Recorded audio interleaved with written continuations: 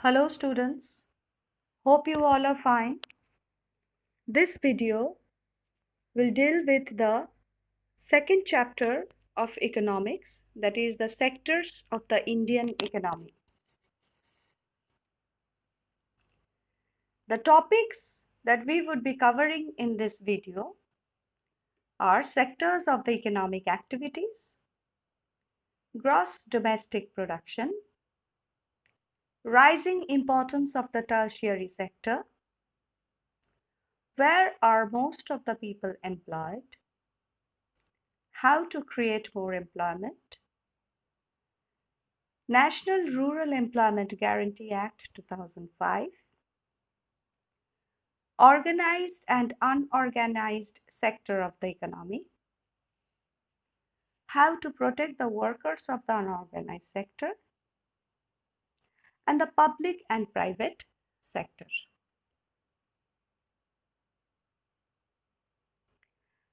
Now, if you look around yourself, you will find that people are engaged in various economic activities. Some others are producing services. Some of these people are producing goods. These activities are happening around us every minute, even as we speak. Now, how do we understand these activities? One way of doing this is to group them or to classify them using some important criterion. So, according to the economic activities, these groups could be divided and termed as sectors. Now, there are three sectors broadly under which these economic activities could be divided. They are the primary, secondary, and tertiary sectors. Now, working with or the extraction of natural resources, example farming, mining, or forestry, falls under the category of the primary sector of industry. Making things either by manufacturing or construction, suppose for example Nissan car manufacturing, this falls under the secondary sector. Now the tertiary sector provides services. These include commercial services, professional services, social services, entertainment, and personal services. Now, in this context, I'll just introduce to you the fourth category of sector, which is a new sector and is linked to the research and development domain of the industry. It deals with the genetic researchers. That is called the quaternary sector. So primarily the sectors are divided into three: primary, secondary, and tertiary, and the very new concept of quaternary sector has come in. You can see here the different pictures of different activities. People around us are engaged in different activities to earn their livelihood. Some of them may be producing goods, while others may be delivering services. You can see here a service being provided by a postman. Service is rendered to the common people. Again, you can see the the working of the primary sector, that is in the agricultural field. So the different type of activities are shown in these pictures. Now we come to the comparison of these three sectors. Now the various production activities in the primary, secondary, and tertiary sectors produce a very large number of goods and services. Also, the three sectors have a large number of people working in them to produce these goods and services. Now, The next step, therefore, is to see how much goods and services are produced and how many people work in each sector. In an economy, there could be one or more sectors which are dominant in terms of total production and employment, while other sectors are relatively smaller in size. Now, how do we count the various goods and services and know the total production in each sector? Now, with so many thousands of goods and services produced, you might think that this is an impossible task. Not only would the task be enormous, and you might also wonder how we can add up cars and computers and nails and furnitures. It won't make sense. Now, to get around this problem, economists suggest that the values of goods and services should be used rather than adding up the actual numbers. For example, if 10,000 kgs of wheat is sold at rupees 8 per kg, the value of wheat will be rupees 80,000. The value of 5,000 coconuts at rupees 10 per coconut will be rupees 50,000. Similarly, the value of goods and services in the three sectors are calculated and then added up. Now, here you remember there is one precaution and which one has to take. Not every good or service that is produced and sold needs to be counted. It makes sense only to include the final goods and services. Take, for instance, a farmer who sells wheat to a flour mill for rupees 8 per kg. The mill grinds and wheat and sells the flour to a biscuit company for rupees 10 per kg. The biscuit company uses the flour and things such as sugar and oil to make the 4 packets of biscuit. It sells biscuits in the market to the consumer for rupees 60, that is rupees 15 per packet. Biscuits are the final goods, that is goods that reach the consumer. Now, why are only final goods and services counted?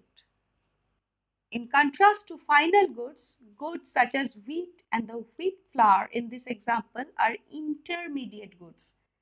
Intermediate means in between. Intermediate goods are used up in producing final goods and services. The value of final goods already includes the value of all the intermediate goods that are used in making the final good. Hence, the value of final goods, that is the value of rupees 60 for the biscuits, already includes the value of flour, that is rupees 10.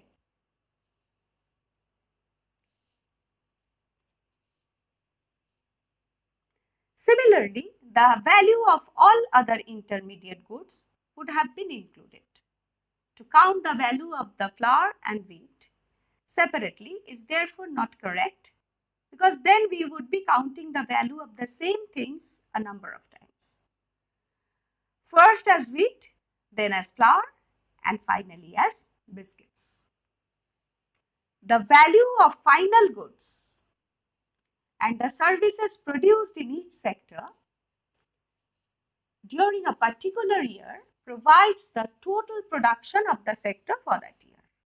And the sum of production in the three sectors give what is called the gross domestic product of a country.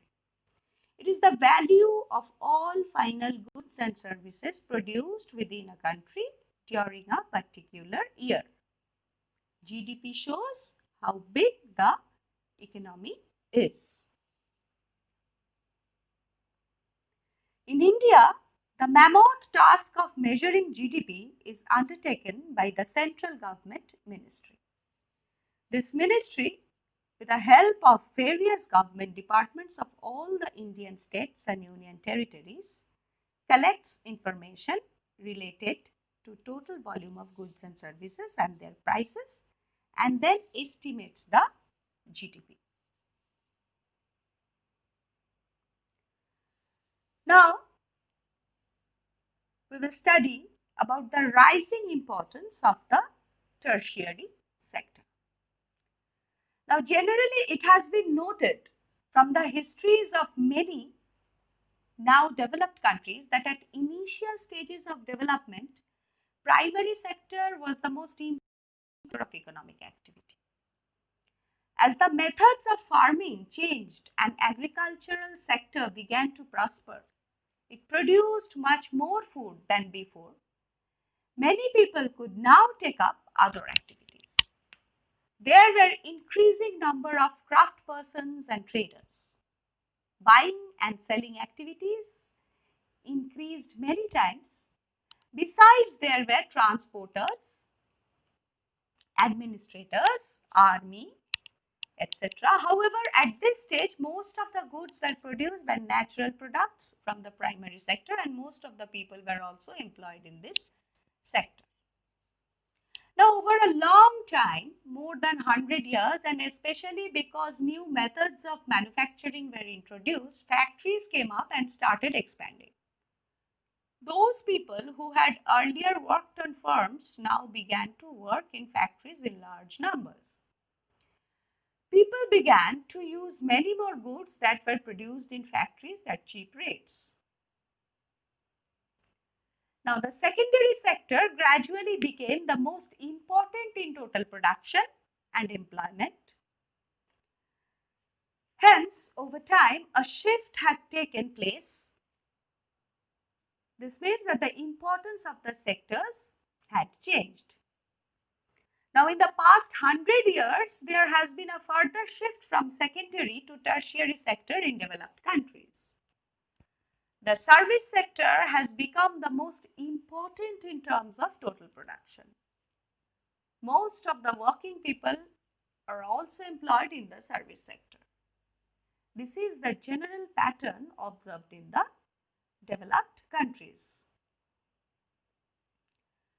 Now, what is the total production and employment in the three sectors in India? Over the years, there have been changes similar to the pattern observed for the developed countries.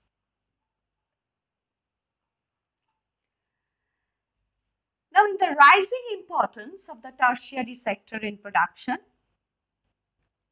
over the 40 years between 1970 and 71 and 2010 and 11, while production in all the three sectors has increased, it has increased the most in the tertiary sector.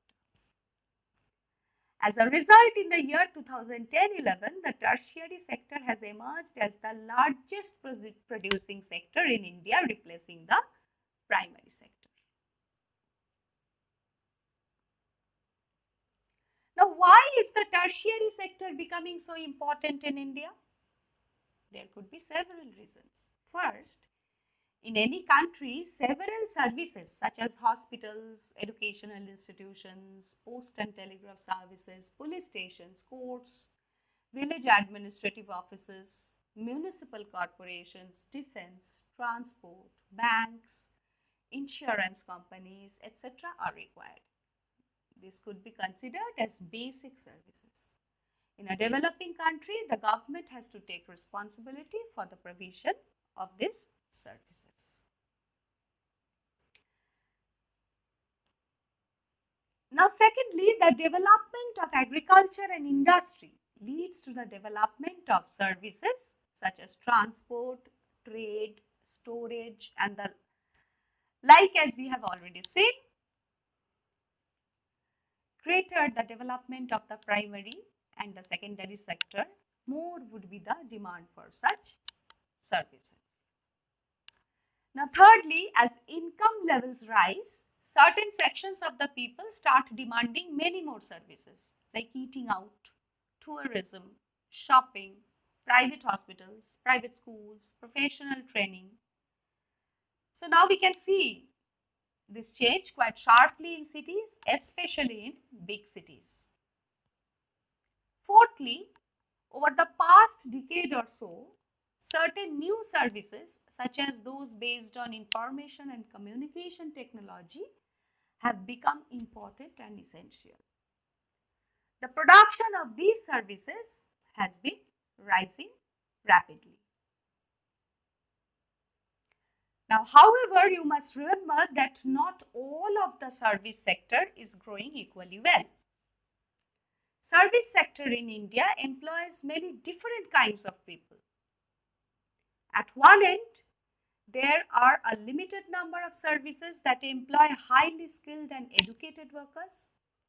At the other end, there are a very large number of workers engaged in services such as small shopkeepers, repair persons, transport persons, etc. These people barely manage to earn a living, and yet they perform these services because no alternative opportunities for work are available to them. Hence, only a part of this sector is growing in importance. Now, where are most of the people employed? Most of the workers are employed in primary sector because not enough jobs have been created in the secondary and tertiary sectors. And secondly, more than half of the workers in the country are working in the primary sector, although primary sector contributes only 1/3 of the GDP. Now, why didn't a similar shift out of primary sector happen in case of employment? It is because not enough jobs were created in the secondary and tertiary sector. Even though industrial output or the production of goods went up by more than 9 times during the period, employment in the industry went up by around 3 times only. The same applies to tertiary sector as well. While production in the service sector rose by more than 14 times, employment in the service sector rose only around 5 times. As a result, more than half of the workers in the country are working in the primary sector, mainly in agriculture, producing only a quarter of the GDP. In contrast to this, the secondary and tertiary sector produce 3/4 of the produce, whereas they employ less than half of the people. Now, does this mean that the workers in agriculture are not producing as much as they could? What it means is that there are more people in agriculture than necessary. So, even if you move a few people out, production will not be affected. In other words, workers in the agricultural sector are underemployed. Now, for instance, I want to explain to you a case of a small farmer. Lakshmi, owning about 2 hectares of unirrigated land, dependent on rain and growing crops like jowar and arhar. All 5 members of her family work in the plot throughout the year. Why? They have nowhere else to go for work. Now you will see that everyone is working, none remains idle, but in actual fact their labor effort gets divided.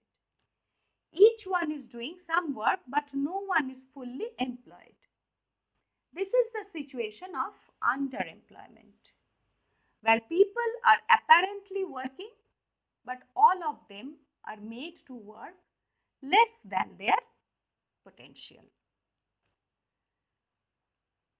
This kind of underemployment is hidden in contrast to someone who does not have a job and is clearly visible as unemployed. Hence, it is called disguised unemployment. The underemployment can also happen in other sectors. For example, there are thousands of casual workers in the service sector in urban areas who search for daily employment. They are employed as painters, plumbers, repair persons, and others doing odd jobs.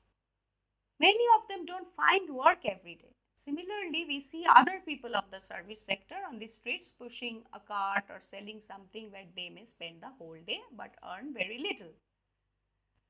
They are doing this work because they do not have the better opportunities. So now how can we create more employment? for these people? There are people who are not employed at all, and there are continuous underemployment in agriculture also. Now take the case of Lakshmi with a 2-hectare plot of unirrigated land. The government can spend some money or banks can provide a loan to construct a well for her family to irrigate the land. Lakshmi will then be able to irrigate her land and take a second crop, that is wheat, during the Rabi season. Let us suppose that 1 hectare of wheat can provide employment to 2 people for 50 days, including the sowing, the watering, the fertilizer application and harvesting. So 2 more members of the family can be employed in her own field. Now suppose a new dam is constructed and canals are dug to irrigate many such farms. This could lead to a lot of employment generation within the agricultural sector itself, reducing the problem of underemployment. Now suppose Lakshmi and other farmers produce much more than before. They would be also selling some of this. For this, they may be required to transport their products to a nearby town. Now, if the government invests some money in transportation and storage of crops or makes better rural roads so that mini trucks reach everywhere, several farmers like Lakshmi who now have access to water can continue to grow and sell these crops. This activity can provide productive employment to not just farmers but also others, such as those in services like transport or trade. Lakshmi's need is not confined to water alone. To cultivate the land, she also needs seeds, fertilizers, agricultural equipments and pump sets to draw water. Now, being a poor farmer, she cannot afford many of these. So, she will have to borrow money from money lenders and pay a high rate of interest. Now, if the local banks give her credit at a reasonable rate of interest, she will be able to buy all these in time and cultivate her land. This means that along with water, we also need to provide a cheap agricultural credit to the farmers for farming to improve.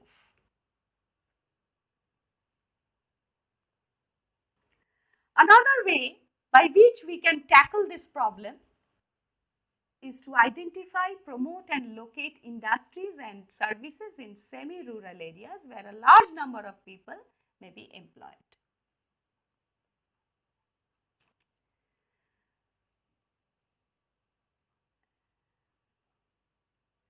Now, did you know that in India, 46.9% of the population belongs to the age group of 5 to 29 years?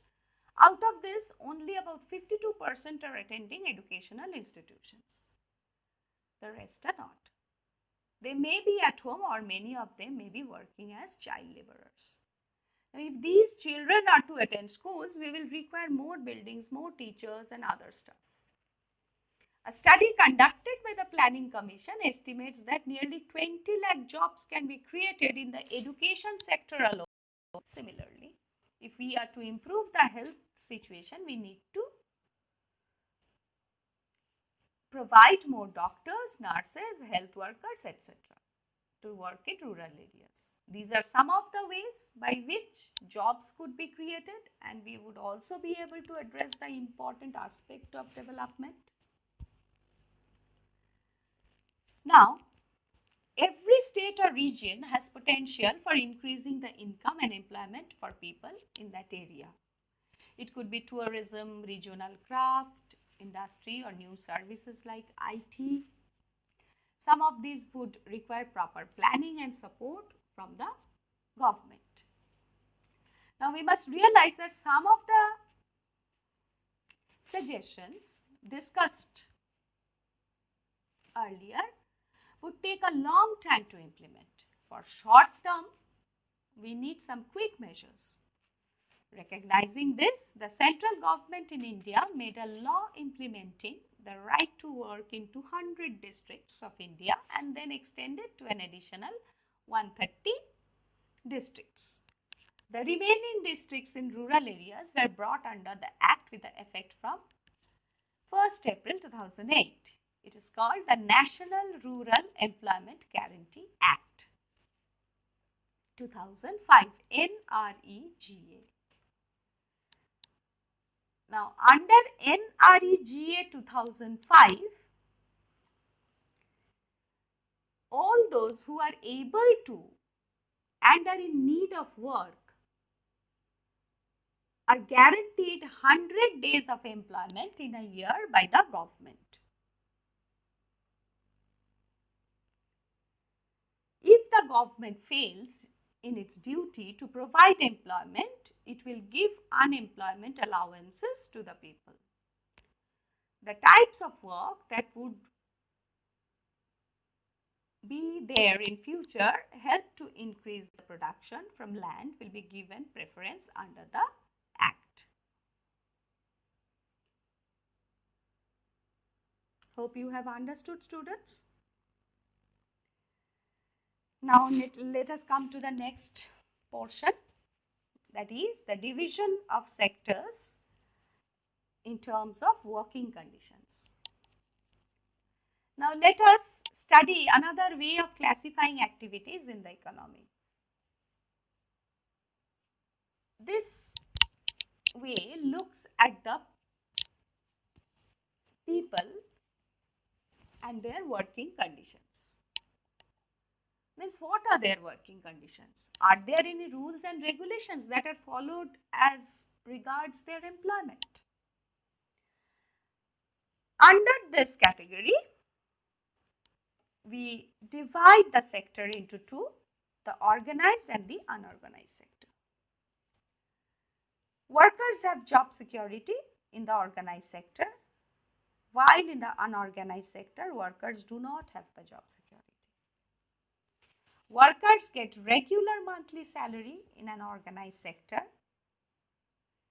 whereas workers get daily wages in an unorganized sector. Rules and regulations are followed in the organized sector,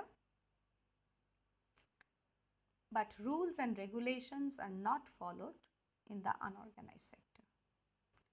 Workers get benefits like Provident Fund, paid leave and medical benefits in the organized sector, while in the unorganized sector, no such benefits are rendered. Working hours are fixed in the organized sector, while working hours are not fixed in the unorganized sector. Sometimes workers work for 10 to 12 hours at a stretch. Now, in the organized sector, there are some formal processes and procedures in work. But in unorganized sector, there are not formal processes and procedures here. Working conditions are comparatively much more favorable in organized sector, while working conditions are not so much favorable in the unorganized sector.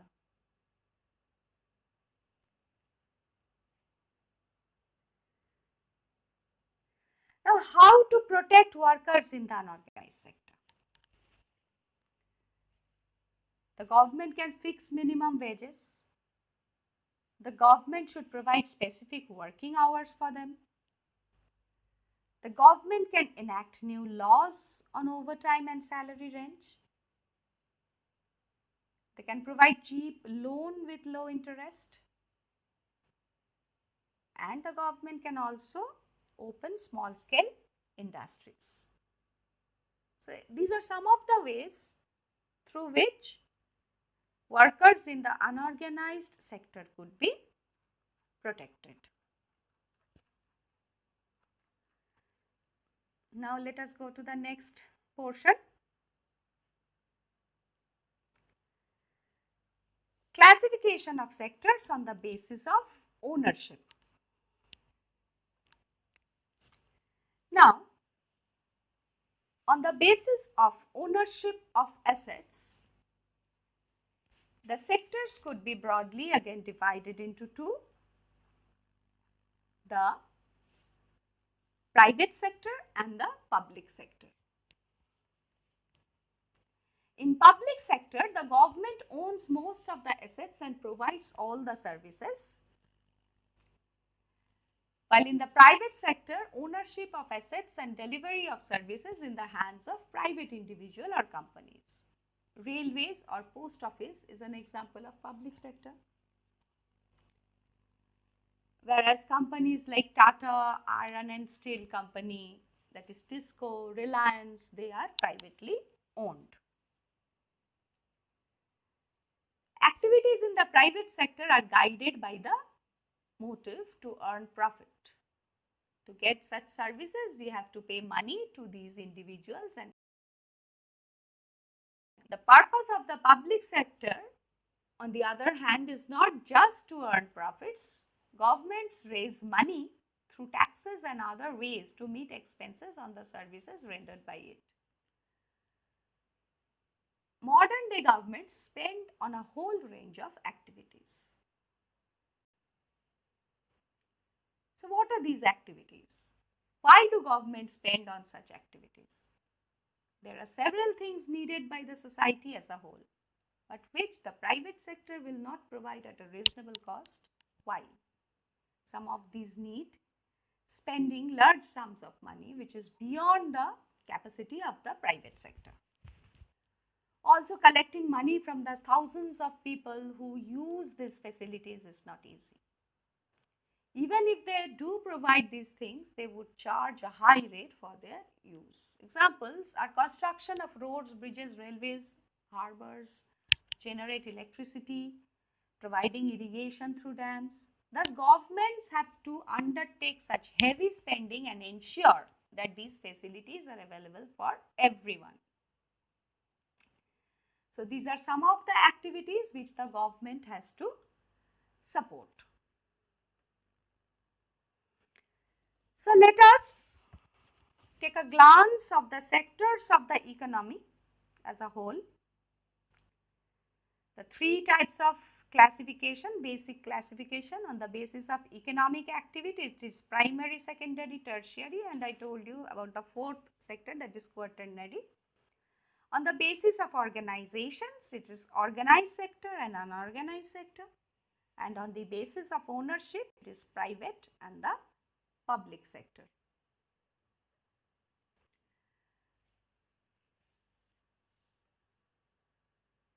Hope you have understood the lesson, students.